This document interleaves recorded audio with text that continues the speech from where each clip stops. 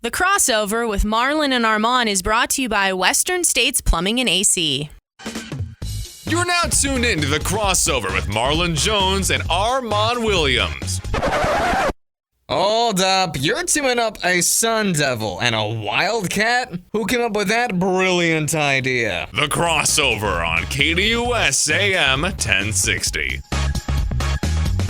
All right, welcome to The Crossover with Marlon and Armon Williams, KDUS 1060. My name is Armon. I go by The Hammer. My partner is Marlon Jones. He goes by Big Showtime. If you're listening to us live, please do us a solid and go to our YouTube channel and our Facebook page and subscribe to our social media accounts. You can follow us at The Crossover 1060. Once again, that's at The Crossover 1060. I know Marlon had an issue with that the other day. It's actually, so if you go to youtube.com, it's youtube.com/ then at The Crossover 1060. And same thing for Facebook, facebook.com/ at The Crossover 1060. It's not just at The Crossover 1060, because then you're going to get, you're going to get like an error message. Marlon was like, hey, what's going on, man?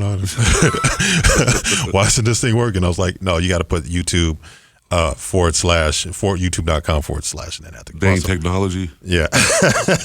Bane of our existence, right? Yeah. Hey, you hear him right now. That's Marlon Jones. He's Big Showtime. What's going on, Marlon? What's cracking with you, Hey, man? it's all good, another beautiful Saturday. Game day for my boys a little bit later on today. Right. The facility, so we got a little tournament to bang out this weekend. How you guys doing anyway, man? We're good. We had our first tournament a couple weeks ago. Mm-hmm. We showed out. I think we finished in the top three, and this is a whole new different tournament. This is at the facility in Phoenix, and Okay. I got a great group of kids, and we work hard. It's really a joy coaching them. It's like one of my favorite teams I've had to coach. Oh, that's dope, man. Yeah. Well, I'll tell you what, man, we got a lot of show today to get into. So with that, yeah. let's go ahead and let's jump into it, and let's give them that opening buzz. And now it's time for the opening buzz. I think he's going to be fine. Judge hits one deep to right center field. There it goes. See ya. A lone home run into the Yankee bullpen. A 3-run shot. 3-0 Yanks.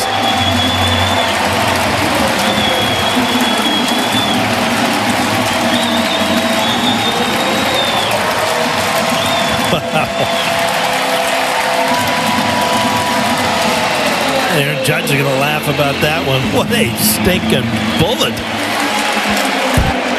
33rd of the year.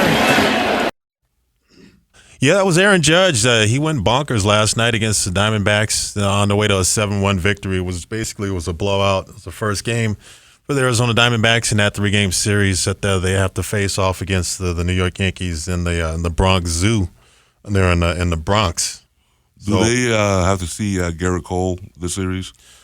That's a good question. I don't know. Okay. I have no idea if they have to see Garrett Cole. I know right now they're on postponed. They're playing right now, but it's postponed due to inclement weather. So they but last night Aaron Judge did something actually unprecedented. I didn't realize this, man, but he was the first player in first player in Yankees history to hit 3 home runs in consecutive game, not back-to-back games, but 2 games in a season.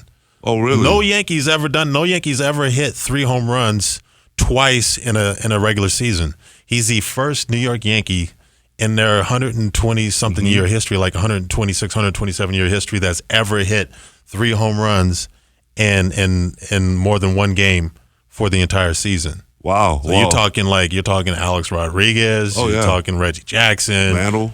Mickey Mantle, Babe DiMaggio. Ruth, DiMaggio, Ruth, Wow. Dave Winfield. You're talking a lot of great sluggers, man. Nobody's ever hit 3 home runs in 2 games anytime during the regular season. Well, it's safe to say that he's.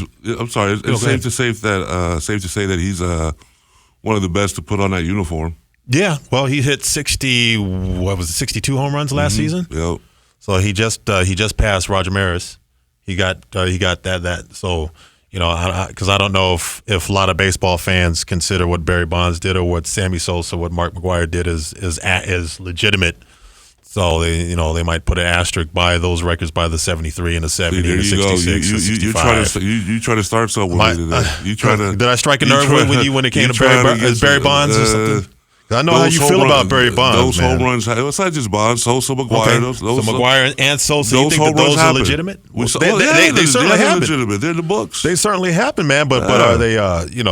Should they have an asterisk by them the way that they did? They gave an asterisk to Roger Maris, which I thought was just Bush. Yeah, that was Bush too. They took it off, which they should. But no, there should be an asterisk. You want to put an asterisk up in Major League Baseball? Put it up for those that played before 1947. Before Negro leagues, before they had African Americans break into the Major League Baseball. No, absolutely. That's where you put right. the asterisk. You could put an asterisk there too. You could put an asterisk there too. Definitely put an asterisk there. Yeah. But as far as I'm concerned, man, If a we lot of giving those those out numbers today. are like illegitimate, man, to a certain extent, to a large extent. With the because of the numbers? performance enhancing, because of the performance enhancing drug. That whole era was messed up, man. That's a lost era, man. But you're right, though. You're absolutely right, though, when you're talking about like before the Negro Leagues or before African Americans entered into Major League Baseball. You had all those guys. They were relegated down to the Negro Leagues. Not so you have God knows what the numbers would have looked like if you had Sasso Page and a lot of those guys playing in that era.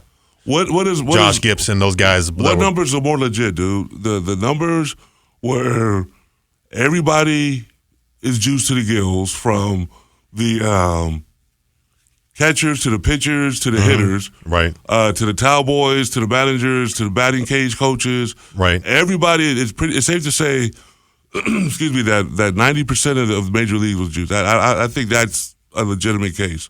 We could do a whole show on it one day. All right. Or numbers that you get against a certain segment of players. You didn't play against the best players of your generation or in the league because you held them off, because you held them out because of whatever racial issues or whatever. Yeah, because of segregation. Yeah. So what numbers are more legit? What numbers are more legit? Yeah. I don't know if really any of those numbers are that legit, honestly.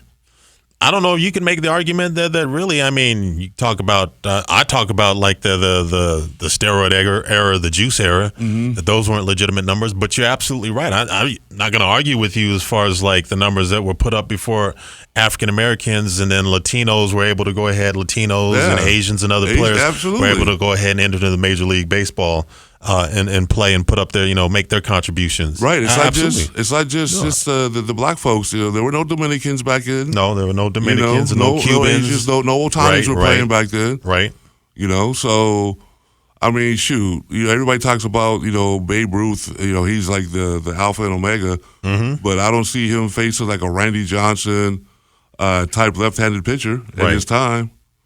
No. Or Kershaw or, Pettit. At all. No. So, come on, man. Don't get me started with the asterisk. No, that's a whole subject we could do one day. Yeah, that's another rabbit hole to go down. But I want to get back on the Diamondbacks. Yes, please. There we go. Because the Diamondbacks right now, even though they lost that game, they lost badly to the New York Yankees. It's only one game. There are only a handful of series left. After this, they got two, including one that they're trying to play right now against the Yankees. That was postponed. I don't know if they've resumed play or not. But they have two more against the Yankees, and they have three against the Chicago White Sox, the Chi Sox. And then they finish off the season with two home games against the Houston Astros. Okay. Before before the postseason. As of right now, the Diamondbacks are in a really, really good position to make the postseason. Yeah, all intents and purposes, it looks like they're going to make the postseason. Yeah, they should go ahead and take care of the White Sox. That should be a sweep, in my opinion. Absolutely. The only thing that's going to prevent them, because right now their odds, believe it or not, they have better odds to make the postseason right now as far as like the numbers, the ESPN analytics. Mm-hmm. They put it together. They have better odds than the Houston Astros to make the postseason. Believe it or not, the Diamondbacks have like an 84, like a little over 84% chance to make the postseason. They give the Houston Astros like 81%. Okay. Even though the Houston Astros pretty much they lead their division right now, but they're in a dogfight. You talk about the Astros, the team that that faces the Diamondbacks the last two games of the season in Chase Field. Right now, they're in a dogfight with the Texas Rangers and the Seattle Mariners. They're all like within like about a game or half a game out from winning that division. They want to win that division if they can avoid sure. the wild card. Absolutely. But right now, the Diamondbacks are actually in second place. They've been battling for third place throughout the latter half of the season, especially this last month and a half or so. And, I downgraded them, and I was very critical of their opportunity or their ability to go ahead and to get through, because they were playing horrible baseball for like a couple months prior to when we started our show. But once we started our show, they've been playing much better baseball. And I think the series that did it for them, that might get them over the hump if they're able to hold on to this, and by all intents and purposes they should, is a series, the two series that they had against the Chicago Cubs. Oh yeah, because they played 4 in Chicago and they won 3 out of 4. And then they went to New York. They faced the Mets, and then they absolutely laid an egg. They lost 4 in a row. But then they came back and they played the Chicago Cubs at Chase Field for a 3-game set, and they beat them. I think they swept them. Yeah, they did. So they've beaten them. They've beaten them 6 out of 7 games. And when it comes to tiebreakers, that's going to really factor in for whether or not, because they have the tiebreaker they win the tiebreaker against the Chicago Cubs. Mm-hmm. And they also have the tiebreaker against San Francisco Giants. Now, the teams that they would lose a tiebreaker to are 2 teams that they're above right now, which is the Miami Marlins. Miami Marlins, they would beat them in the head-to-head as far as the record is concerned, as well as the Cincinnati Reds. But they have enough space between themselves and those other teams that they think that they can hold them off. And plus, they believe that the Miami Marlins, Cincinnati Reds have a little bit tougher schedule for the remaining games before the postseason. Right on. So we can hope that they can go ahead and hold on, and if they are able to hold on and make the postseason, it'd be the first time since 2017. Oh wow. Which so that'd be a nice little bonus for them. For sure. Make the postseason. So anyway, we're going to go on and get into the next segment. So coming up next, after blowing a big halftime lead to the New York Giants, what should we expect from the Cardinals against the Cowboys this weekend? We'll tell you next. This is The Crossover, KDUS 1060.